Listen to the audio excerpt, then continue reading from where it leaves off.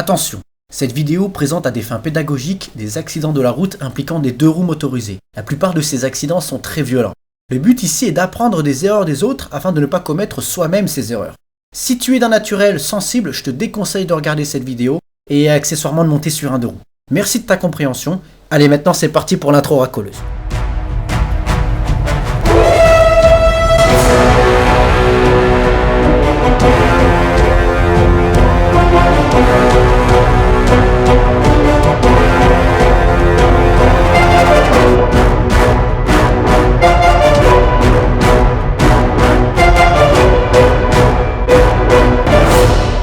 Salut à tous. Allez boum, un autre thème que j'aime beaucoup parce que peu de gens y pensent et pourtant c'est un facteur accidentogène commun aux motards et aux automobilistes. Mais quoi donc, vous allez me demander, ou pas vu que c'est écrit, eh bien la pression qu'exercent les autres usagers sur la route. Mais vous allez vite voir là où je veux en venir avec la première vidéo.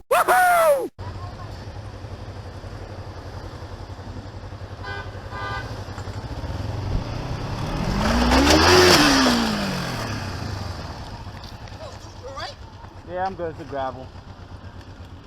Le motard ici veut tourner à gauche, mais la priorité est aux usagers d'en face. Il s'est donc mis à sa place avec le clignot. Sauf que j'imagine que la voiture derrière lui ne peut pas passer à côté, donc s'impatiente et elle klaxonne. Le motard a la pression et se déconcentre, ne remarquant ainsi pas la présence de gravier, et donc c'est la chute et les regrets.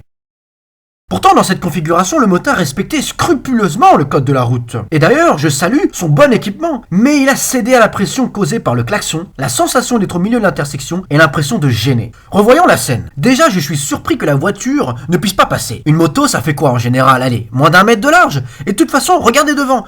Les voitures sont arrêtées. Ça veut dire que l'automobiliste allait faire quoi? Allez, 2 mètres de plus, puis poireauter encore. Ça valait bien le coup de s'impatienter. Mais bon, heureusement, la chute est légère. C'est déjà un petit peu plus conséquent dans la deuxième vidéo. Так на косилку намотал на морду и все. Блять, что ты делаешь-то, блять? Ой, блять. Ici, c'est à peu près la même situation. Le motard veut tourner à gauche, la camionnette s'impatiente et klaxonne. Le motard s'énerve, se retourne, se déconcentre, se référer à l'épisode 3, et hop là, collision. Mais ce qui me chiffonne, c'est ce passage-là. Là. Блять, что ты делаешь-то, блять? Oui, celui-là, là. Блять, что ты делаешь-то, блять? Mais... Je suis en train de traiter ma première vidéo russe! Allez, petit montage pour fêter ça.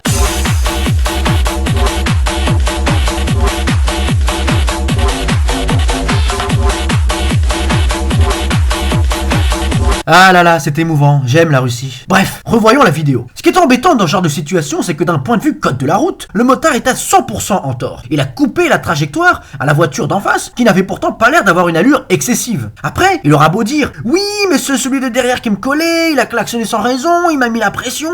La police dira la même chose que moi. « Eh, c'est votre faute, il fallait pas craquer sous la pression et rester concentré, monsieur. Allez, papier, s'il vous plaît. » Et vous vous retrouverez comme un idiot. Heureusement, parfois, c'est l'autre qui se fait mettre à l'amende, littéralement. Troisième vidéo.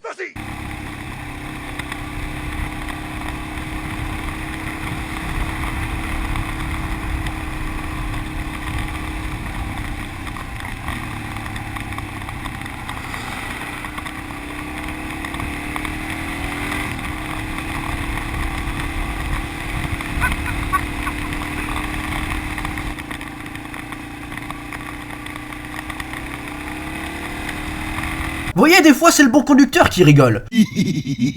En plus, j'aime bien le motard ici. Il a l'air bien équipé, il n'accélère pas alors que la berline noire derrière lui devait lui mettre la pression depuis un petit moment. Il est attentif à ses rétros, comme en témoigne le fait qu'il se décale à l'avance pour laisser passer les policiers. Et puis il se nerve pas quand la voiture le double. Allez, il y a bien un petit geste de la main, mais c'est léger. Pourtant, cette voiture a franchi une ligne continue en plein milieu d'une intersection et sans visibilité. Comment je sais qu'il voyait rien? Bah tout simplement parce que s'il avait vu quelque chose, il aurait vu la voiture des policiers et il aurait pas doublé comme ça. En France, le franchissement d'une ligne continue, c'est 3 points en moins et une amende forfaitaire de 135 €. Allez, cette fois-ci, vu que le sujet est un petit peu particulier, on va conclure de façon un petit peu plus spontanée. Dites-vous bien que sur la route, vous êtes le seul responsable de votre sécurité. Et c'est particulièrement vrai en moto. Vous êtes le pilote, pas votre passager, pas votre passagère, pas les autres usagers de la route, pas votre patron, pas votre montre, pas vos amis, pas les autres motards, vous et vous seul. Assumez vos choix et sachez rester stoïque et indifférent face à la bêtise et l'égoïsme des autres. Mais alors justement, je dis d'un côté qu'il faut jamais s'énerver et de l'autre qu'il faut avoir du caractère et être fort mentalement. Donc comment concilier les deux? Eh bien c'est très simple, agissez avec calme et lucidité. Un idiot vous colle, veut vous dépasser, vous éblouit, vous klaxonne, fait des signes de la main, etc.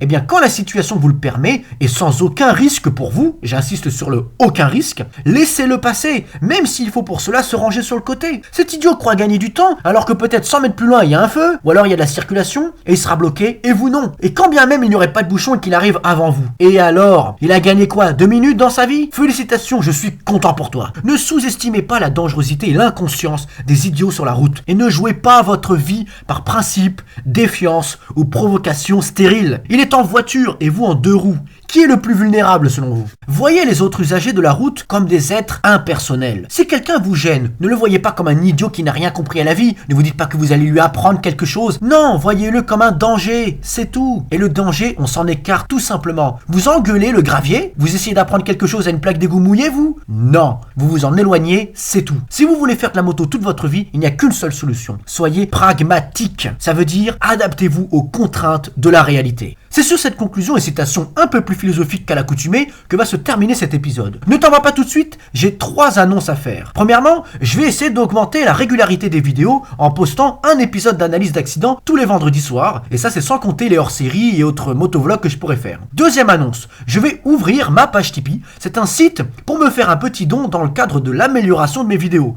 J'essaie en ce moment d'améliorer par exemple la technique, acheter un meilleur micro, peut-être commencer à avoir une meilleure caméra pour faire du motovlog, etc. Troisième annonce, va voir les vidéos et abonne-toi à la chaîne de Despee 999 Motoracer. J'appelle DSPEE 999. C'est selon moi le motovlogueur le plus sage que j'ai pu voir sur YouTube. Oui, vous avez bien entendu. Et puis bien entendu, like cette vidéo, partage, commente, fais-moi un petit don sur Tipeee, pourquoi pas, et surtout, abonne-toi. V mon ami, ride safe, allez ciao.